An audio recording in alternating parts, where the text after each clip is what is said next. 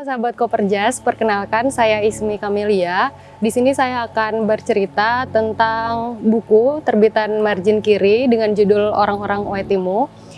Ditulis oleh Felix Kanesi, salah satu penulis dari Provinsi Nusa Tenggara Timur. Yang menarik dari buku ini adalah buku ini pernah meraih juara pertama sayembara novel Dewan Kesenian Jakarta tahun 2018 dan bercerita tentang kehidupan orang-orang di timur, yaitu orang-orang Oetimu, salah satu wilayah pelosok di daerah Nusa Tenggara Timur.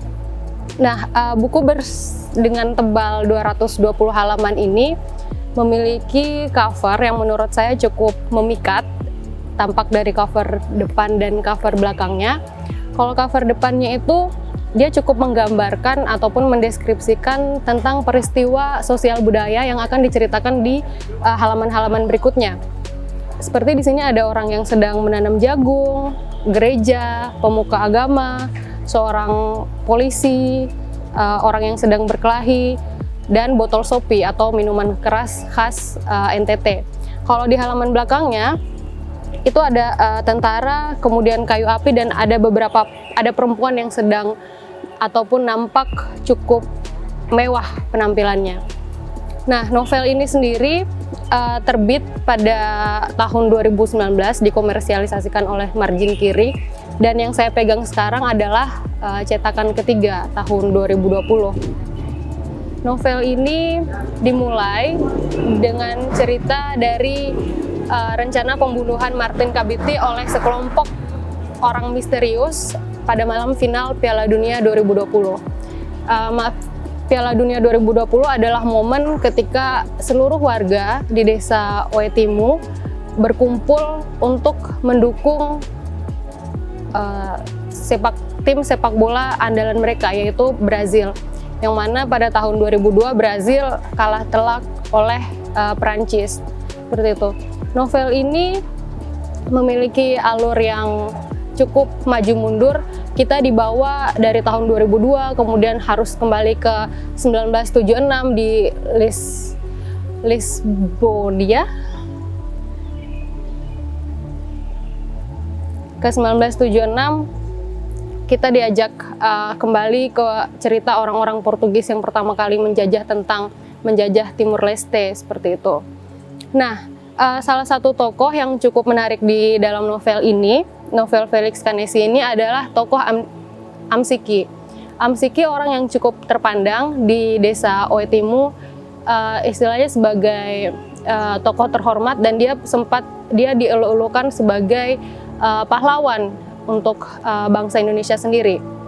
Jadi ceritanya Amsiki ini dia hidup ketika Portugis sedang menjajah Timur-Timur, dan dia juga sempat merasakan penjajahan Belanda dan juga Jepang, yang mana dia dipaksa untuk menjadi tenaga romusa pada saat itu.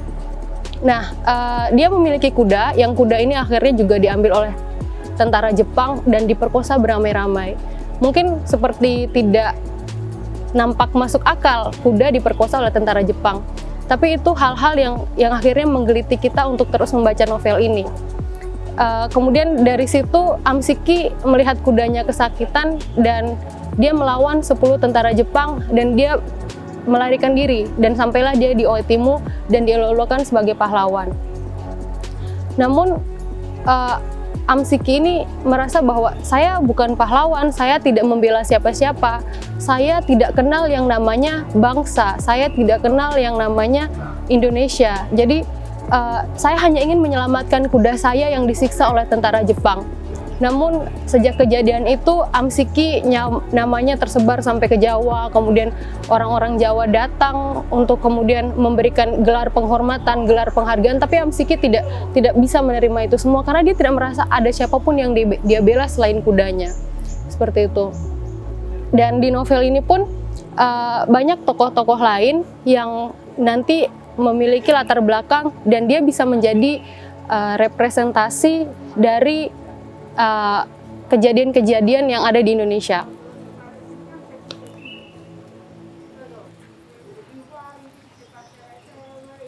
Ada salah satu tokoh yang menurut saya juga cukup menarik, yaitu tokoh Maria.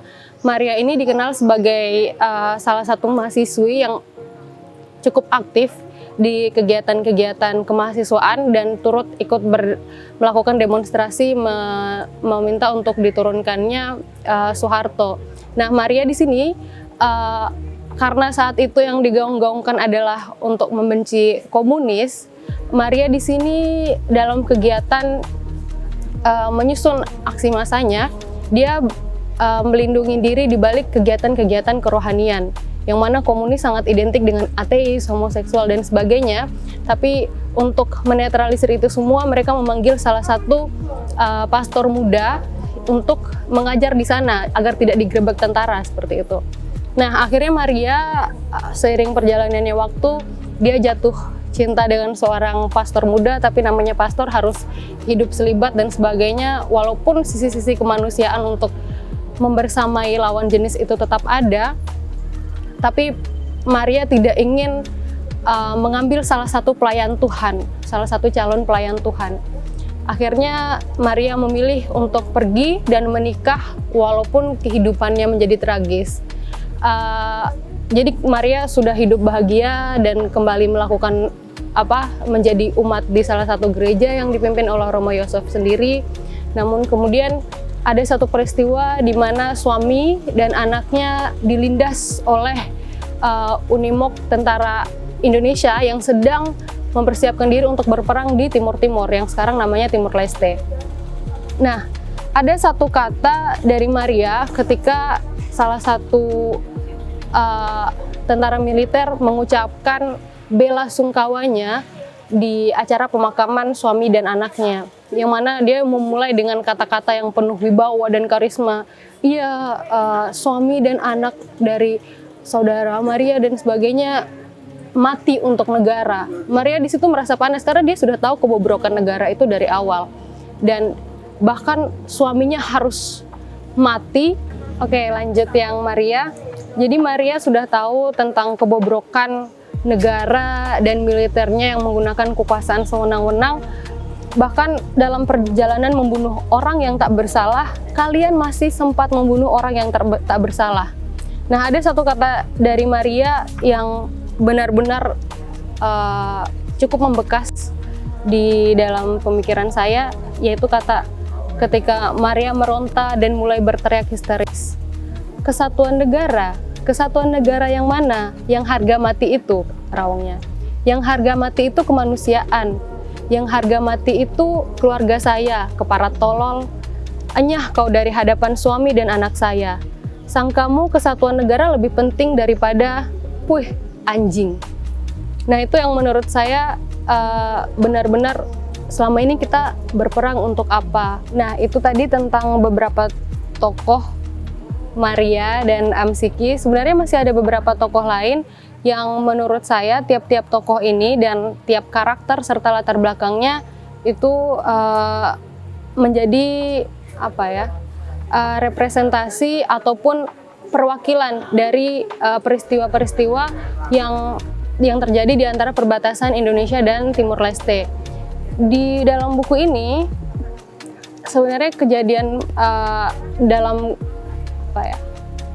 secara garis besarnya dia menceritakan tentang kejadian-kejadian kecil ataupun besar yang terjadi di bumi Indonesia, terutama di bumi timur, itu ternyata sangat mempengaruhi kehidupan manusia-manusia di desa pelosok Oetimo itu sendiri.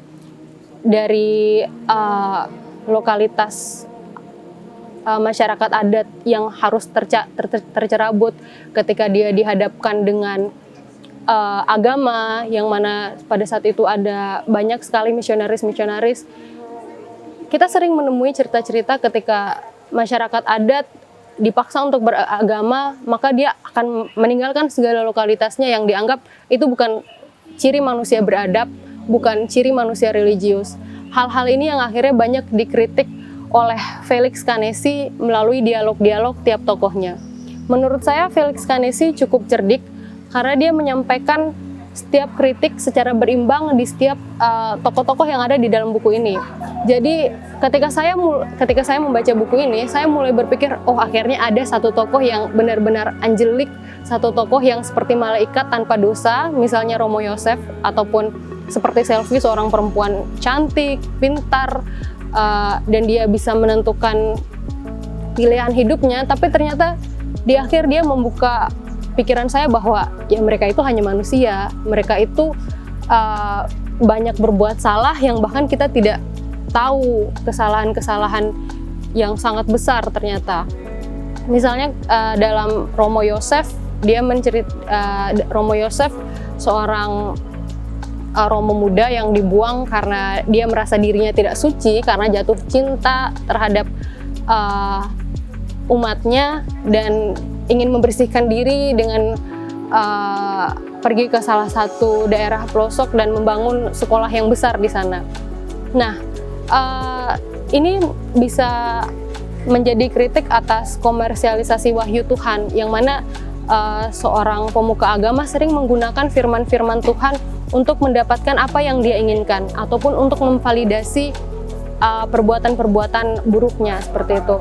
Misalnya ketika, saya ingin membangun suatu sekolah yang memiliki kualitas internasional, ayolah sumbangkan sedikit harta kalian untuk beramal di jalan Tuhan. Begitupun dengan orang-orang kaya, saya tuh harus bersyukurnya dengan cara menyumbangkan ke orang lain, karena saya adalah orang yang diberi kecukupan dan mereka itu karena malas aja, nggak punya duit, makanya saya harus memberikan kepada orang-orang yang membutuhkan, seperti itu. Di satu sisi manusia itu beramal untuk untuk merasa bersyukur, tapi di satu sisi dia juga merendahkan ketidakmampuan orang lain, seperti itu. Hal-hal ini yang kayak dikritik oleh Felix Canesi. Nah, juga di buku ini juga menjelaskan tentang warisan kekerasan yang akan selalu ada, bahkan sampai sekarang tetap ada, antara orang-orang yang tinggal di perbatasan Timur Leste dan Indonesia, yaitu kalau di sini daerah fiksinya adalah Oetimu, seperti itu. Bahwa warisan kekerasan dari tahun 1970-an sampai sekarang itu masih tetap ada dalam bentuk bermacam-macam, entah balas dendam, entah ketakutan secara mental, ataupun sebagainya, begitu.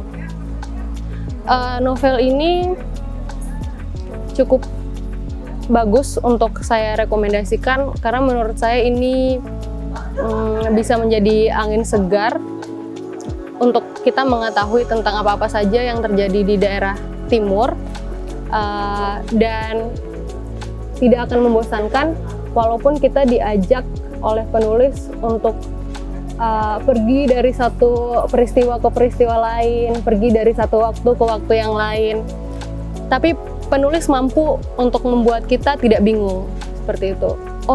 Awalnya saya tahun 70-an, kok saya sudah ke 1998, kok saya sudah ke tahun 2002. Tapi penulis mampu membangun cerita dengan baik.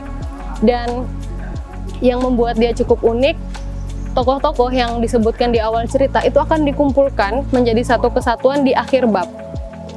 Yang akhirnya, ternyata dia seperti ini karena, dia ternyata karena masa lalunya seperti ini. Ternyata dia melakukan ini karena ada alasannya seperti ini. Nah, itu kita temukan di akhir bab. Kita diberi penjelasan tentang bahasa daerah dan artinya dalam bahasa Indonesia, seperti itu. Jadi tidak akan memusingkan untuk dibaca. Novel ini saya baca 2 kali. Untuk baca pertamanya itu ya seperti air mengalir, karena memang cukup dibaca untuk 1 atau 2 hari ketika benar-benar merasa ini menarik. Tapi setelah saya membacanya untuk kali kedua, saya memiliki pandangan atau persepsi yang berbeda. Karena sebelum saya membaca untuk yang kedua kalinya, saya sempat mencari tentang berbagai peristiwa sejarah di dalam novel ini. Misalnya ada beberapa partai seperti Fretilin, UDT, Apodeti yang ternyata tidak semuanya bisa dikatakan baik untuk masyarakat, untuk orang-orang kecil yang sebenarnya tidak tahu apa-apa tentang kejadian yang apa sih itu merdeka, apa sih itu bangsa, apa sih itu negara, apa itu Timur Leste, apa itu penjajahan. Hal-hal itu yang sebenarnya yang korbannya juga tetap orang-orang kecil, begitu. Jadi perjuangan-perjuangan yang dilakukan seakan-akan di dalam novel ini semuanya menjadi pesimis dan tidak ada hal positif seperti itu. Dan ya begitulah kehidupan, kadang tidak bisa semuanya dimaknai secara positif. Mungkin itu saja pembacaan saya atas novel ini. Selamat membaca. Bye-bye.